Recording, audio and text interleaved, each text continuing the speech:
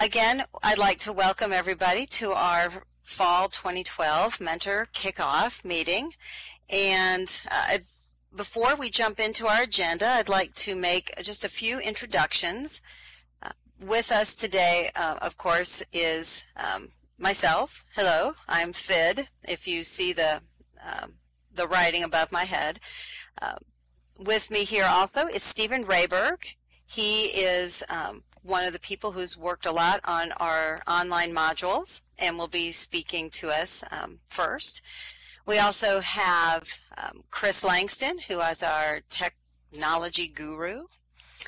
We have Summer Inuso, who will be working with the post-secondary students and mentors. And Susan Perlman is here, and she is also working with our post-secondary students and mentors. And then Lisa Destish, who is our secondary mentor coordinator. And is Chris Kenny here? Maybe not. We have Chris Kenny, who will be joining us, and he's going to be doing some of our mentor lounge work, and we'll talk about that a little bit later. And then Robert Todd will be joining us later. He's the principal investigator for this grant. So welcome, everyone. What we like to do is we try to touch on a few topics that we think will help get you started in your mentoring experiences. And with us in this group, we have some mentors who were with us last year. So they're kind of old hats at this. And then we have a group of new mentors. So I encourage you, maybe after the talk, to stay around and mingle with some of your fellow mentors and get to know them a little bit. Without further ado, then, I'm going to jump through this agenda and turn it over to Stephen Rayberg, who is going to talk to us about the new modules, as we like to call them, and talk to you a little bit about how you can incorporate some of those online modules into your mentoring. Stephen. Jerry and I have been working pretty closely together. We took the modules from last year and took the advice of the mentors and the students and a few other people and made them shorter. And we also changed the language a bit because they found it a little stilted, a little formal, a little cold. So we tried to make it more conversational, that you and your students can read it and get ideas of what to talk about on this particular topic, and not be quite so formal with the whole thing. First, I want to thank you all for being mentors. It's an incredibly important job. If you've never had a mentor, then I'm sorry. I wish you had, because it's a wonderful thing to have. So, the four critical modules that we have up are Introduction to STEM. This is a fairly easy one to go through. It gives the student and you a few ideas of why go into STEM at all. And if you're already a STEM major yourself as a mentor, you can share that experience with them of why you chose to study STEM. Then there's academic accommodations. This is probably the most formal still because it's dealing with issues that need to be addressed. Getting the proper accommodation in class, whether it's in high school or college, sometimes does require a little more effort and some intervention from people, and even maybe the law, who knows, but we hope not. Self-determination.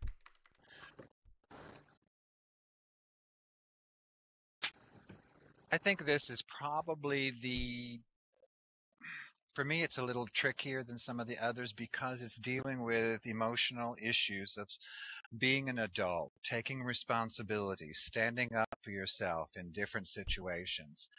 And until you've done that or learned how to do it, it's pretty scary.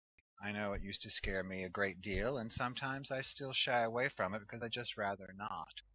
But once you're in college, I tell people our university considers you an adult.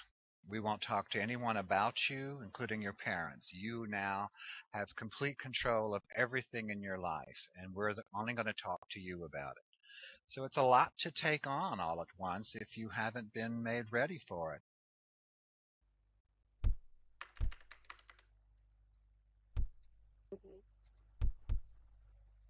Chris, can others hear me? I see that Taylor's having some problem. So self-determination, this is in the critical modules because it is so important. And for people with disabilities, it's even, I think, more important than for others because you're going to have more confrontational opportunities, I like to call them, rather than bad days. And you're going to have to speak up for yourself more than their average student. And the fourth critical module is called time management. I work with freshmen at Georgia Tech, and without any variation, every single one of them said they need better time management skills because they are hit with so many Hello. things to take care of, and they're on their own. That with this barrage of information, responsibilities, requirements, classes, tests, assignments, study clubs, homework, readings, and then you throw in all the other stuff. Okay.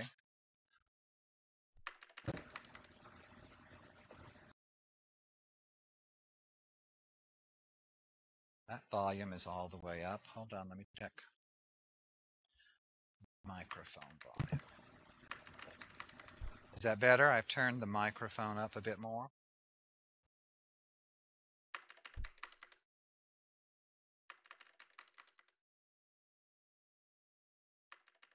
These chat answers are for me or not, Chris? All right. Then I will go on until I hear differently. Time management. When I first started working with freshmen, I didn't really want to even teach it because I didn't think it was important until I spent some time with them and saw how much effect it had on their career at college, how much better it was for them.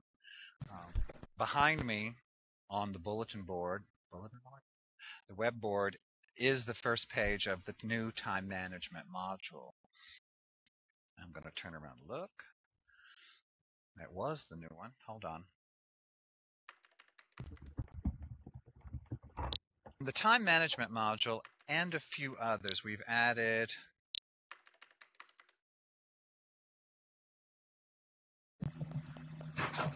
when possible. A little introduction that's audio, filmed here in this very auditorium. These are very short, 30 seconds to a minute, and they're just to give you an idea of what's going to be covered and why you might want to listen to this or go through this module. Again, because time management is critical, we want you to go through it. And there are several ways to do any of these modules, and you have to find what works with you and your students. I can tell you to do it this way and then try it this way, but it's the communication that you set up and the trust that you develop, and it has to develop. It's not going to happen immediately. Will affect how you're going to do each and every module as you go through them, or they become necessary. This one I say is definitely listen to the little audio. I recommend for the mentors to go through it and make sure they understand the time management presentation that's going on here, because we're going to ask you to help your students develop their own schedule. And it's very different for high school than it is for college. That's why there's two different modules. So I generally will talk most about the college because it's the audience I deal with every day. So in developing these schedules, the first schedule, I generally tell my students that you should not have to spend more than 20 minutes a week adjusting your schedule and preparing for the next week. That after every class, if you can call up your schedule and add on to it whatever the instructor assigned for that period, it's very quick and your schedule is always up to date. So some of the things they're going to ask you is, why should I even bother with time management? And we have here a list of questions there at the end on. It's also very similar to, am I succeeding with time management? Generally, when I'm talking to the students, I ask these questions every time I see them, not all the questions, but enough to know if they're actually following their schedule and they're getting out of it what they should be. Invariably, they're not getting enough sleep. They're also behind in their work, or they're not feeling comfortable with the homework, or they're just anxious in general. Well, before I get into, their study habits, I want to check and make sure they're actually putting in enough time into academics. And in college, I tell them it needs to be at least 30 hours, including class time. And if they're doing that already, then we switch and start looking at their study skills, their reading habits, and see where the time is going. And maybe they're not getting enough out of the study time they put in. But it starts with time management. Because if they're only putting in 15 hours a week in their out-of-school work, they may indeed be struggling. So time management and the study skills, they're the kind of modules that you can't do just once. I don't mean you need to go through the module every time, but they need follow-up. If you have a student make a schedule and then you never ask them about it, or you never check on them, or you help them adapt it for their own particular quirks, then they might as well not do it. And that doesn't do any good. I work very closely with my students, and it does work. They are not having trouble when the first exam comes around because they've learned how to build in all their study time. So anyway, it takes that. It's a change of their habits. You're introducing a new habit. Same thing when we look at the STEM study skills, there are some new habits in here, some new things to try. As a mentor, you might have to try them with them. You might have to check up on them to see if they're working. And if not, what are they going to do? Right? So there are about 6 different ways that I think of working with the modules and the students.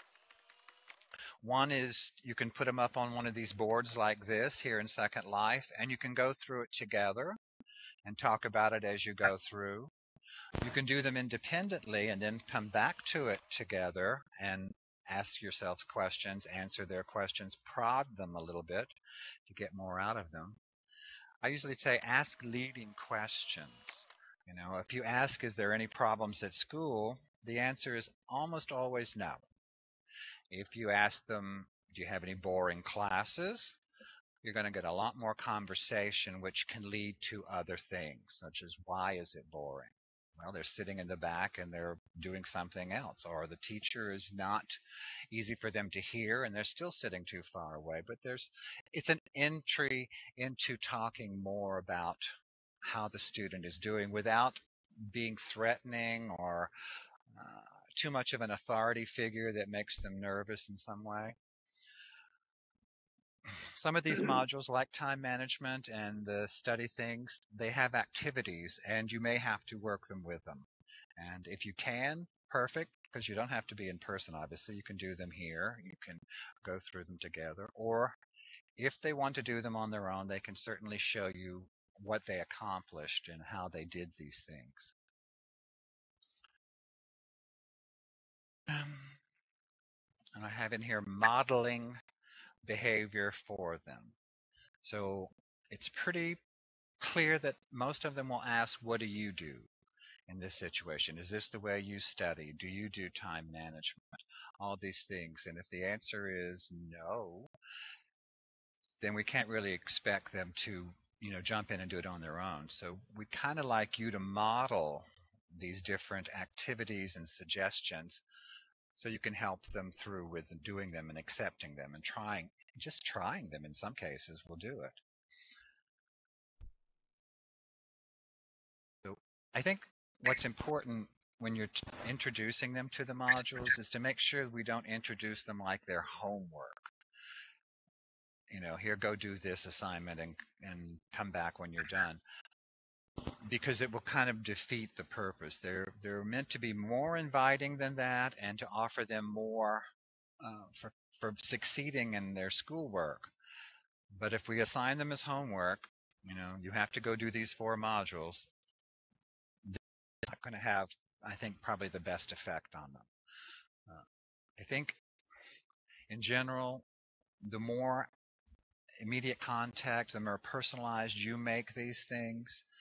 I mean, when you're looking at, say, self-determination, if they don't ask you about your own experiences, you might want to share them first and let them know that you have had some experience with these things. Time management, taking notes. If you're not a good note taker, you definitely should look at taking quality notes first before you bring your mentor or your student into it, to know how it can help you. Ideally, these modules should help not only your students, but the mentors. Because these are not behaviors that are meant just for students. These are behaviors that are meant to help them in school and beyond.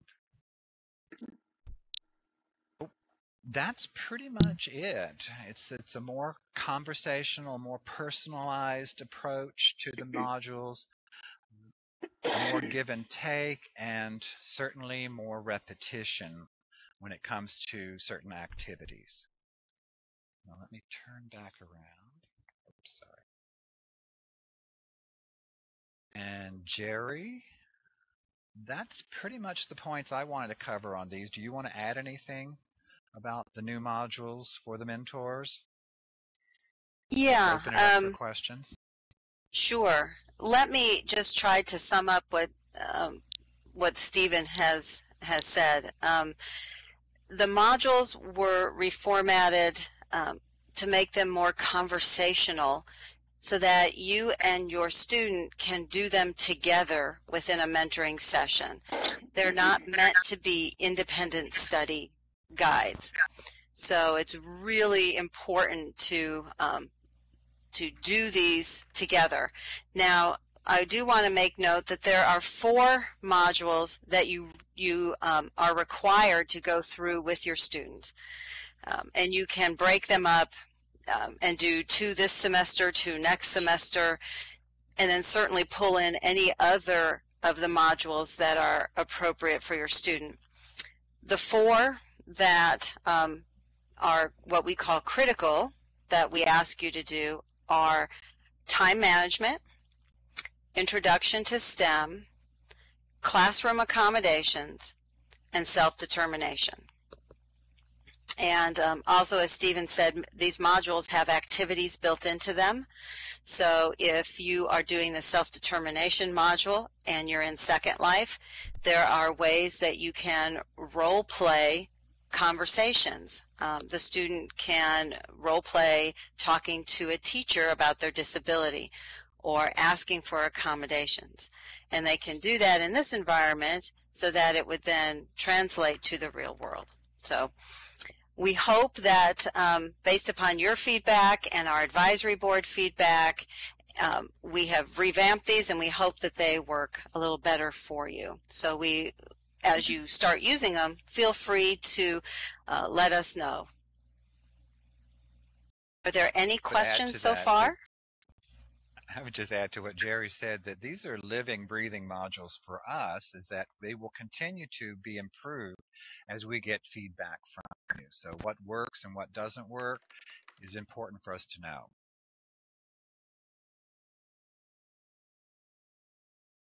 Great. So let's move on. And well, I do want to also say, if you didn't see my note in the chat, that Stephen's discussion points are up on our blog on our website. So if you had sound difficulties and you didn't get to hear all that, you certainly can go to our blog, click on using the new modules, and you will see all of his talking points there.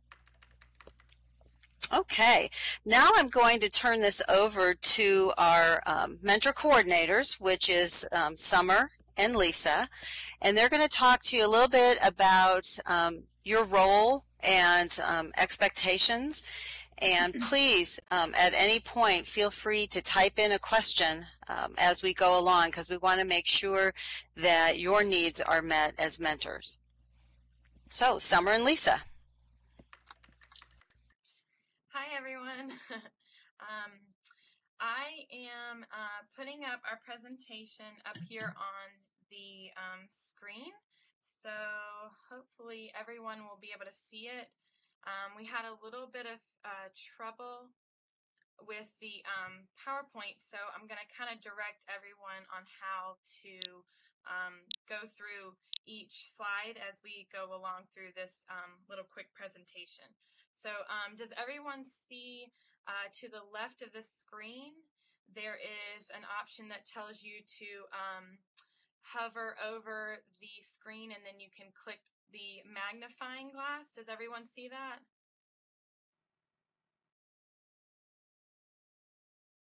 No. If you take your mouse, you can hover over the screen and there is a small little magnifying glass. It's next to where the URL is located. Yes. Yes. Does are most people seeing where that is? You can click on that and it'll show you the slides up close so you can click through them easier with us.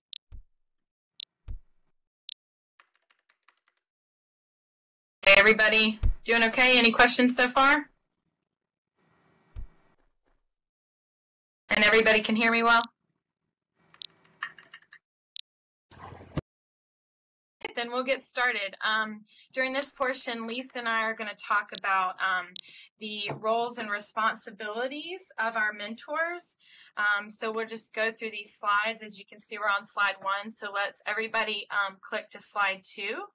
And this next portion will be just some important things to remember as you progress through the program. I'm going to talk about these, and then later in a little bit, Lisa is going to talk about specifically working with the students, the things that you need to remember, and then we'll wrap it up and continue on with the rest of the presentations. So everyone, if you can click to slide 3, this is our first point to remember. Everyone, as a mentor, it's really important for you to respond promptly to emails from BreakThru staff or from your students. Just remember that sometimes our emails can go to your junk mail folder or your spam folder. So remember to check that every so often if you're not hearing from us. And then, you know, we really want to do this to make sure that we receive updates from you all about your progress with your students, or if you are having any difficulties. It's just important for us to know how active everyone is. Okay, we can go on to the next slide, slide 4. Approximately every month, we will send out a survey. These surveys can be just general feedback about the program, or they could be asking you about which modules work best for you or not. And then also modules updating us on your students' progress. So it's really important also to fill these out in a reasonable amount of time, because we want to know what's working for you, and that way we can, you know, change our program and have as much, I don't know, just improve it as much as we can based on the feedback of our mentors and our mentees. And that Summer. Yes. This is Jerry. Can I add too that our surveys are also for the National Science Foundation?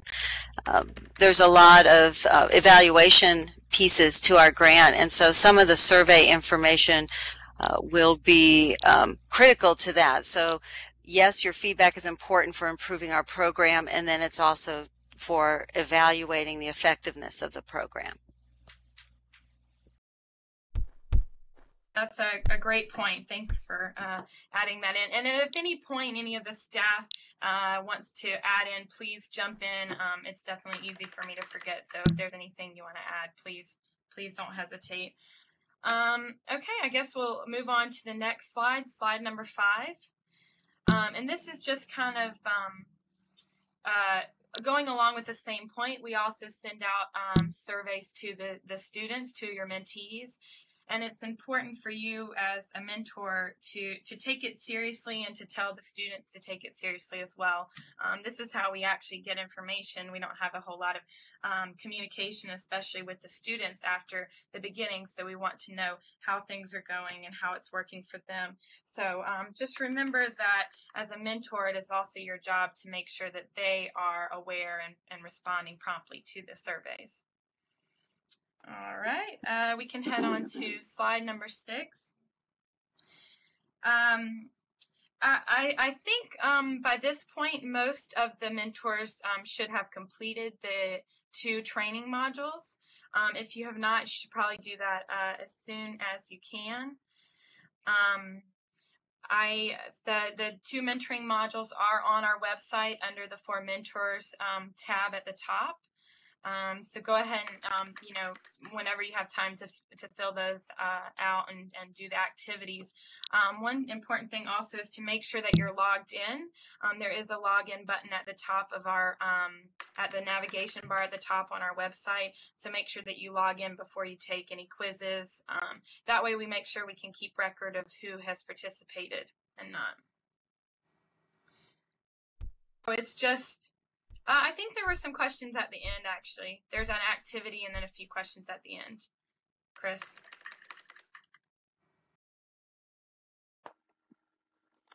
Okay, not an actual quiz. All right. Okay, so I guess we will proceed to the next slide, slide 7. Okay, you're right, Chris. It's not so scary. Don't think that it's a graded thing or anything. It's just for participation and to make sure that everyone is taking a look at the training modules. Okay, as we all get on slide 7 here, this one is talking about another one of the roles of the mentors to participate in ongoing training and events. The trainings is similar to what we're doing now. We can have, mini trainings, maybe in Second Life. We are also thinking about having guest speakers that could be in the form of webinars or here in Second Life as well. And those will be throughout the year, and we will notify you of those dates and times. I don't know, Jerry, if there was anything you wanted to add on to this slide. No, not right now. Okay, sounds good. All right, so after this slide, on slide 7, I guess I'll go ahead and hand it over to Lisa, and she can talk about the getting to know you, working with the students part. So Lisa, if you want to take over from here.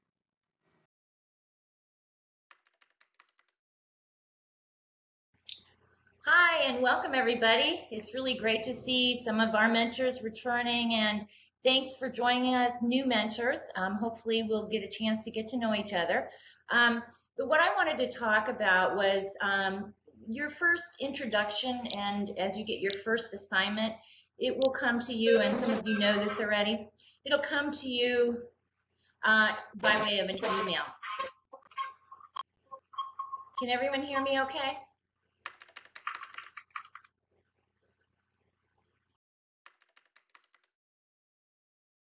I'm getting a little feedback. Yeah, I'm getting feedback on there.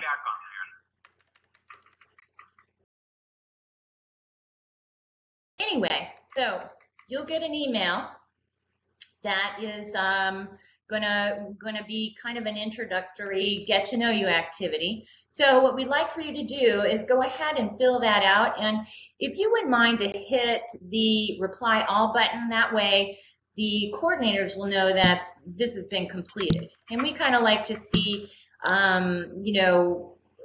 information about the students, and we learn a lot about you guys as well.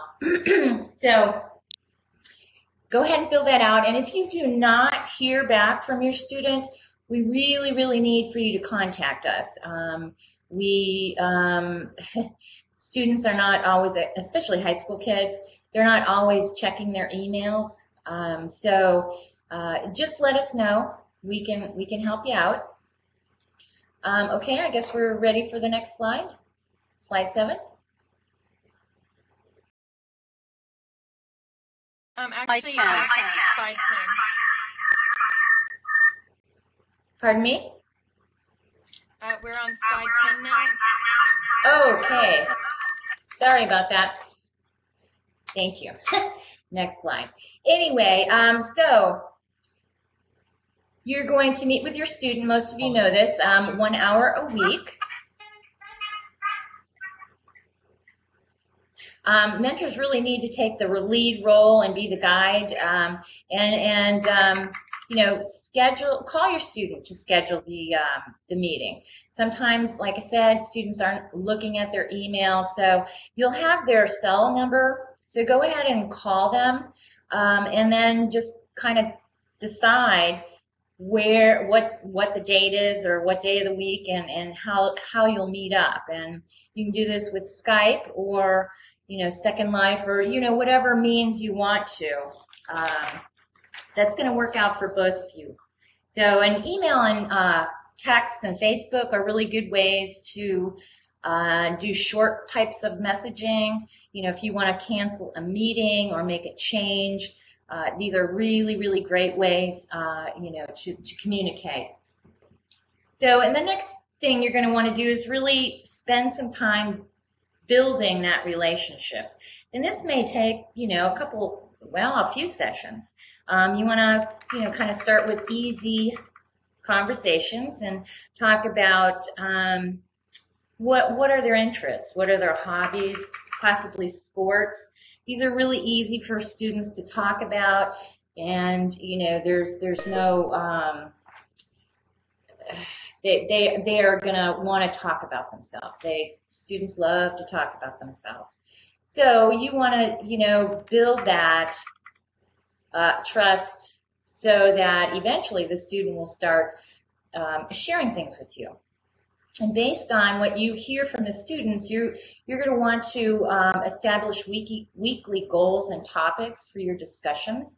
That can be your guide. And I hope that you'll, you know, be creative.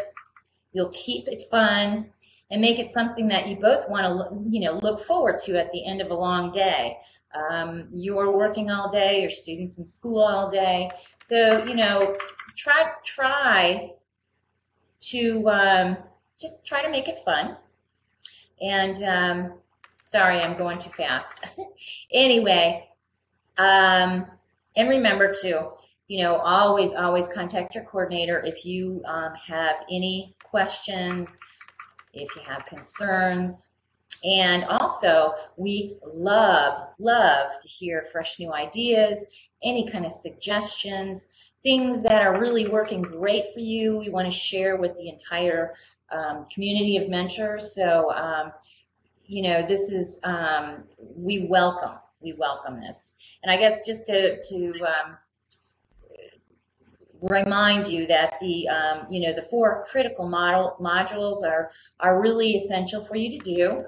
You can do 2 each semester, and you know, those are the ones that are really important. Jerry, do you have anything to add? Just to remind everyone, we're on slide 12. Yeah, just make sure that through the course of the year that you go through these modules with your student, and we have a whole host of other online conversation modules, so feel free to pull those in at any point to help support the needs of your student.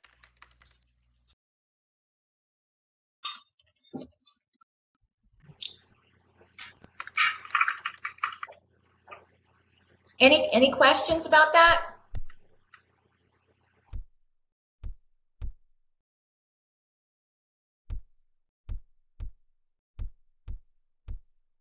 Okay, well, Summer's going to do a little wrap up for us.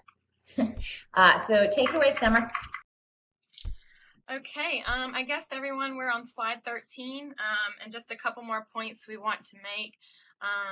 This one we wanted to talk about communicate any concerns that you have with your coordinator or any kind of questions that you might have.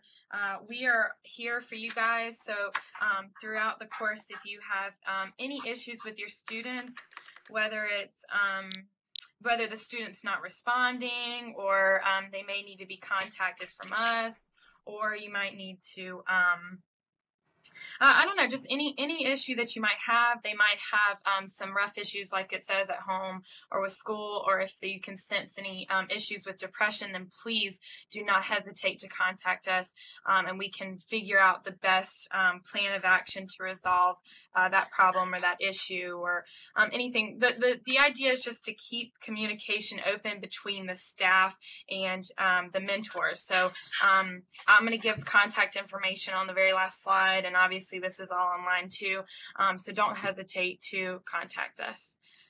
Okay, we'll progress on to the next slide, and we are almost done. Everyone on slide 14. Just to wrap it up and reiterate the main points of the roles and responsibilities is that what we expect from you all is to meet at least 1 hour a week with your student. Whatever forum, like we mentioned, whatever forum you decide. A lot of people meet in Second Life or even Skype, Facebook, whatever works best for you and your student. Just make sure it's 1 hour a week. And also to complete at least 2 modules a semester. Like Jerry said earlier, I think you can do more if you choose, so you can kind of feel it out and see where you are with your student and add on as many as you want, but the minimum requirement is 2 each semester. And then lastly, just to complete all the monthly surveys in addition to any survey that we send out to you. So just be on the lookout for those. I think that's all that we had for this portion. If everyone wants to click to slide 15, it's everyone's email address up there. And like I said, this is all on the web. And we'll add this information onto the Fermenters page on the website as well. So I guess if we have any questions or additions from the staff, now is the time.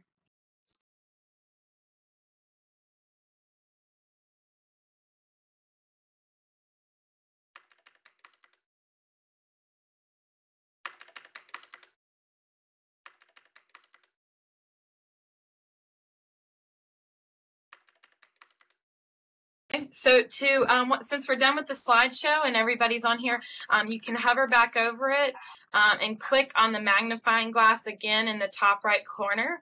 If you click it, I think you might have to click it twice, and then it will take you out.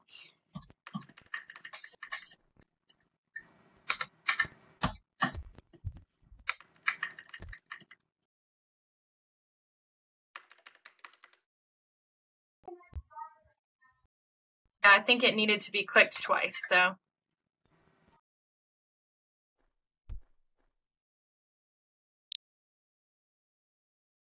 I see that there's a question about, will it be easy to get to the modules? The new revamped modules are not currently up. And I'm going to ask Chris if he could give us kind of an idea of, they're ready to go. They're just on an off-site kind of way for us to look at them. So I just need to know from Chris when those might be up.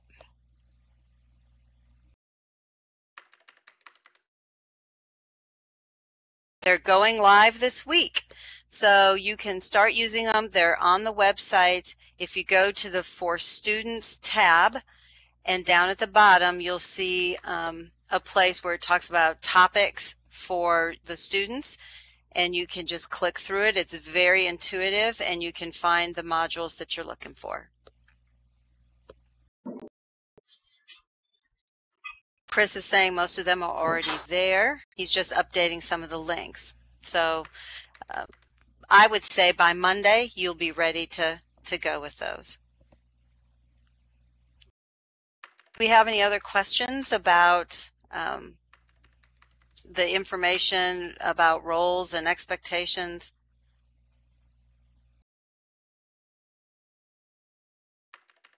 This is great, and there is a good note here to make. These new revamped modules have replaced the old ones, so the old ones will no longer be up there. So just make sure that, and they'll look very different. They'll be more conversational. They'll have pictures and links within the module, so you will know that you're in a new module when you open it.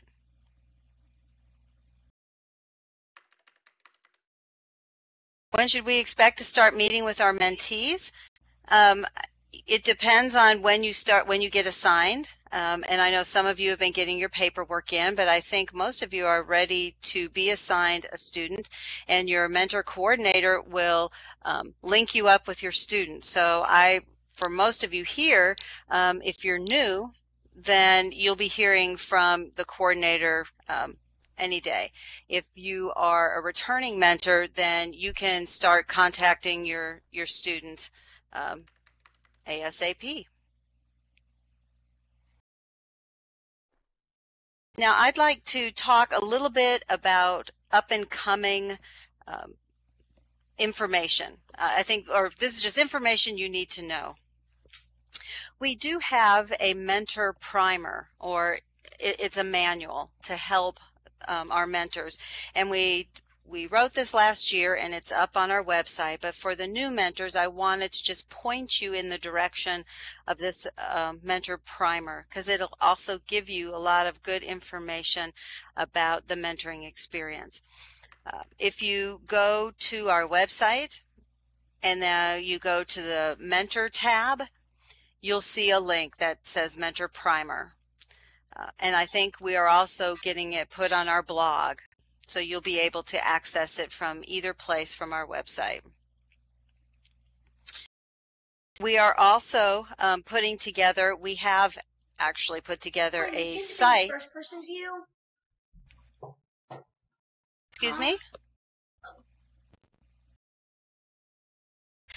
We are also on our site putting together a mentor lounge, and this is a place where you can go as a mentor to ask questions of the other mentors in the program and to view the profiles of our mentors in case you want to bring someone else into your mentoring experience that may be able to support the student on a particular topic. So we have the forum developed, and we are working on the mentor profile, so you'll soon be getting information asked of you, to share information with us, and Chris Kenny will be putting that information together, and we're going to do a launch party for our mentor lounge probably by the end of the year. So there will be a place for you to go and talk with other mentors and ask questions, and mentoring tips will be put out on that forum as well. So it'll be a wonderful resource for you. And I have one last thing before we can start opening this up to a lot more questions and talking with each other, and that's we do have 2 training events this semester that are scheduled. So if you have something to write with, write it down. On October 18th at 5:30, we are going to have a speaker talk about how to use new media in mentoring. And new media can be social media, Second Life, that kind of thing. And this speaker will talk about how to use this in classroom settings. So if you're a teacher, it'll be very effective for you, but then also if you're a mentor. So this is October 18th, 2012, and it will be a webinar. It will not be held in Second Life. So you will get information sent to you via email, but I want you to mark your calendars now. Then the second one will be on November 8th. At 6 o'clock, we have an expert on autism spectrum disorders who is going to come and talk to us about how to work with students who are autistic and on the spectrum, and how we can assist those high school students to transition to college. And just by way of information, we do have quite a few students who are ASD, who are in our high school program, and we have one at the moment who's a post-secondary student. So this is a growing area, and so this will help you if you are working with a student with ASD, or you have a class and you may have someone in there. So please mark your calendars for those. These are both webinars. And do you all have any questions? You can voice them or type them.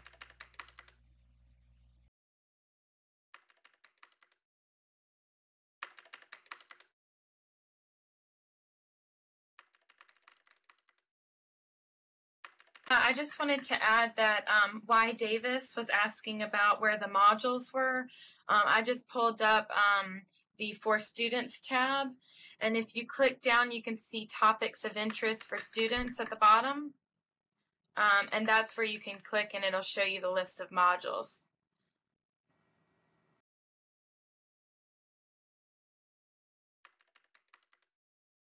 In addition to, we are recording this training, or this meeting, and the recording will be posted, and we will let people know, where that is. And so for those who couldn't make it, they can always go and watch it, or you can watch it again. The same will happen with any training or webinar. We'll record it, and then we will post it for those who cannot make it.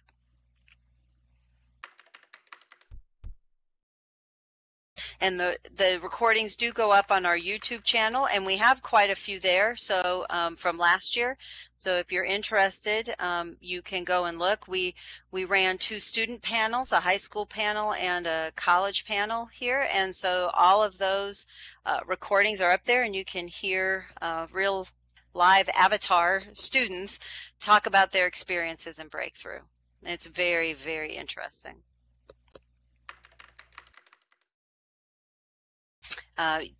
If you go to our homepage, at the bottom you will see all the links to our Facebook site, to our Twitter site, to our YouTube channel, and to our blog. So you can access all of those directly from the georgiabreakthru.org website.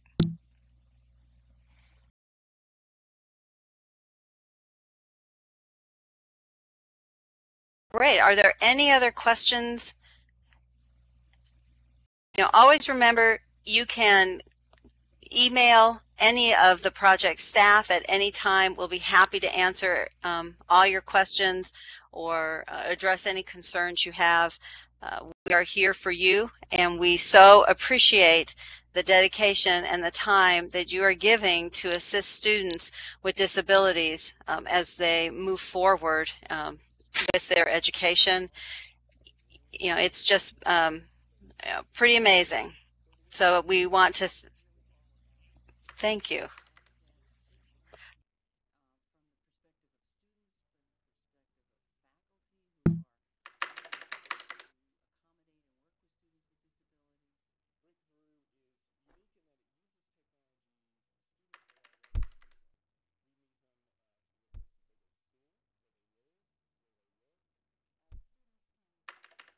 Everyone.